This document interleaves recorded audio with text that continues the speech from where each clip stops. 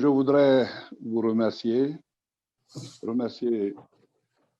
tous ceux et toutes celles qui sont à l'écoute. Et à ce moment où l'histoire de la Guinée est encore en train de se conjuguer au drame. Il y a une kyrielle de causes qui ont abouti à un référendum, qui ont abouti à une nouvelle constitution, et la constitution qui était destinée à une seule chose essentielle. C'est le renouvellement du mandat du président actuel et un renouvellement qui l'amènerait à faire 3, sinon 4 mandats. Il ne faut pas être naïf. On ne parle pas avec aigreur. Il ne s'agit pas d'émotion. Il s'agit de sauver un peuple. Il s'agit de mettre en place pour cela un système qui puisse faire entrer la Guinée dans la normalité. On ne veut même pas, à ce stade, on ne peut pas parler de miracle guinéen. Ce n'est pas ce qu'on cherche là. Ce que nous sommes en train de chercher, c'est de faire de la Guinée un pays normal, qui vit à l'aune d'une démocratie tout aussi normale.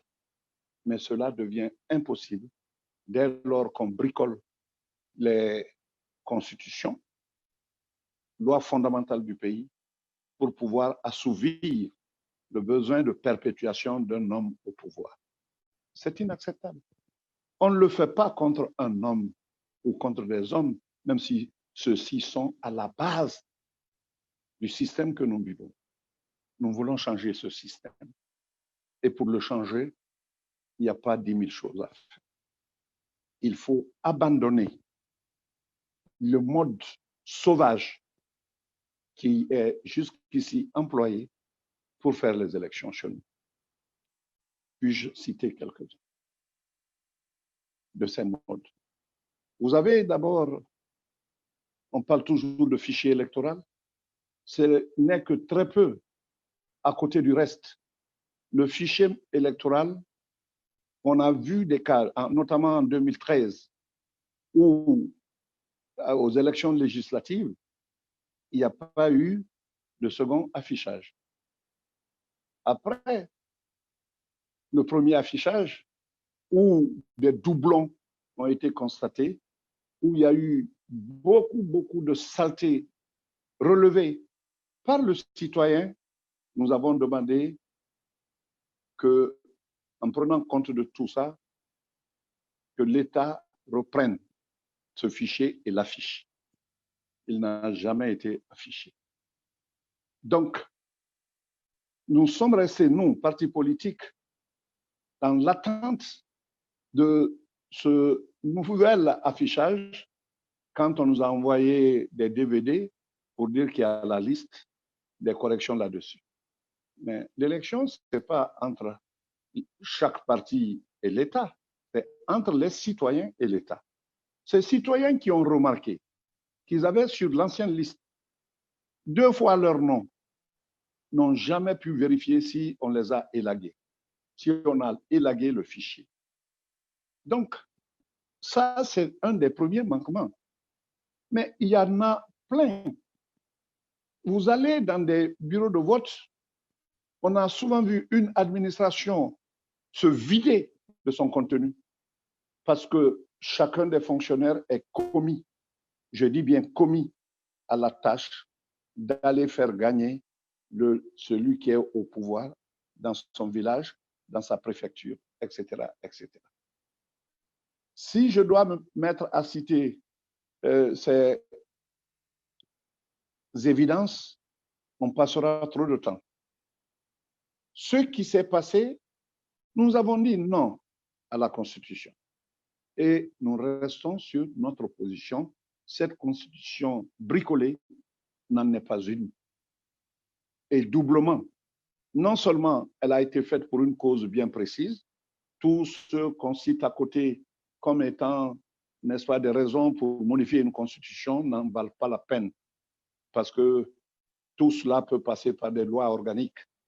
il y a un seul élément qui était important, c'était de permettre au président d'avoir un troisième mandat. Et après, pourquoi pas, si Dieu lui donne longue vie, un quatrième. La Guinée ne doit pas continuer comme ça. De 26 ans à 24 ans, et de 24 ans, si la situation actuelle doit évoluer et doit continuer à 22 ans, eh bien, celui qui viendra après n'aura aucun scrupule à changer et à avoir encore 26 autres années ou 25 ans. Mieux vaut installer la monarchie.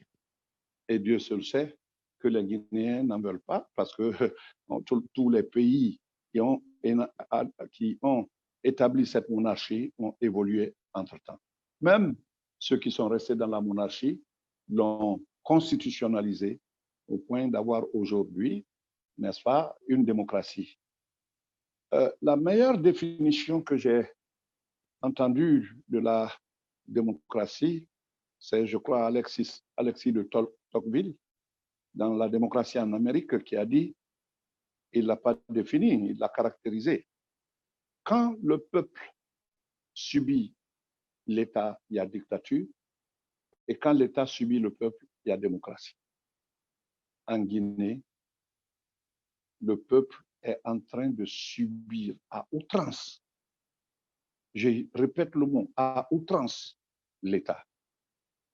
Mais le parti de l'espoir pour le développement national que je dirige, membre du Front national pour la défense de la Constitution, a été clair dès le début. Non à la Constitution, non au double scrutin du 22 mars, non au troisième mandat, non à toute institution qui serait issue de cette Constitution. Notre position n'a pas varié d'un iota. Alors, comment s'en sortir? Parce que c'est de cela qu'il s'agit.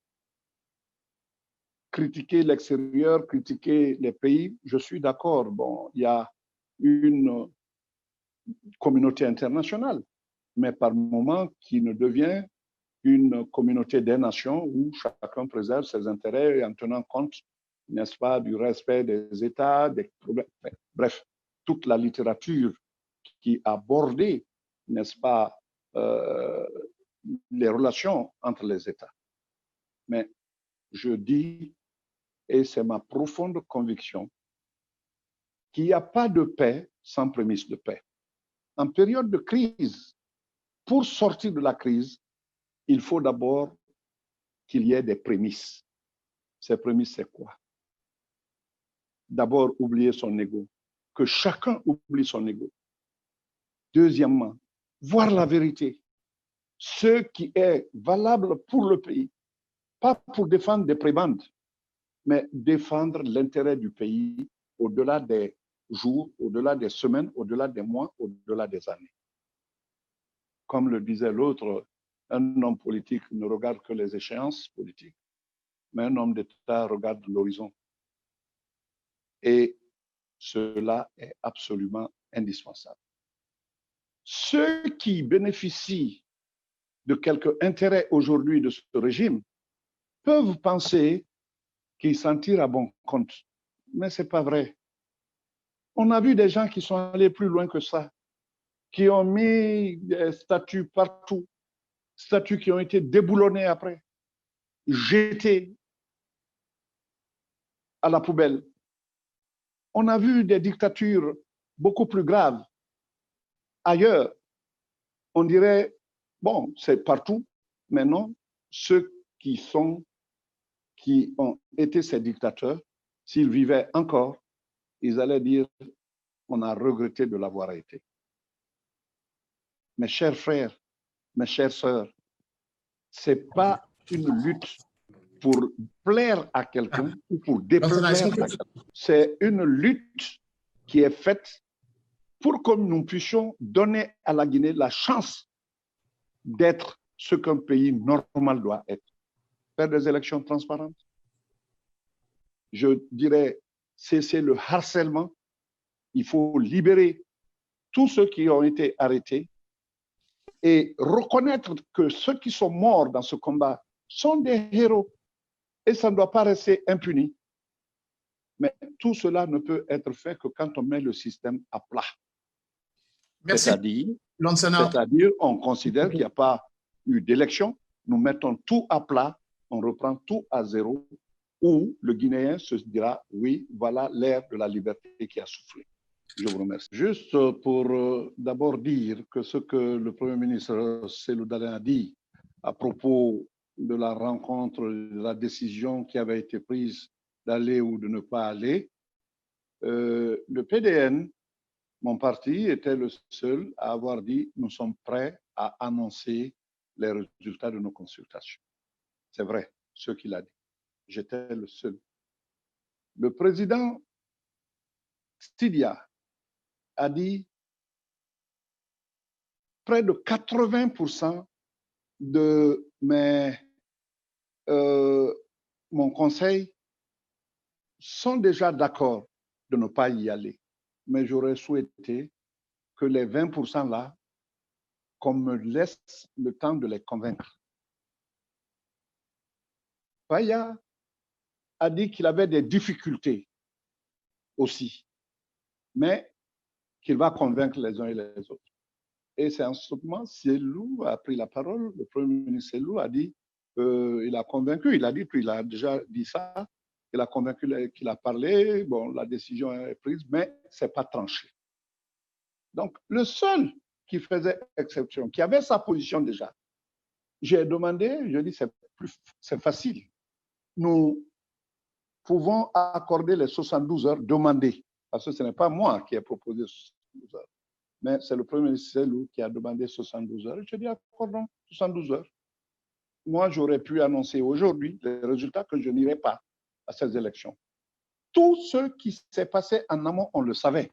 Et d'ailleurs, le Premier ministre Cellou le sait, parce que quand on a conversé après, il a présenté sa candidature et il appelait qu'on réfléchisse et qu'on fasse. Je lui ai dit, je ne peux pas me dédire.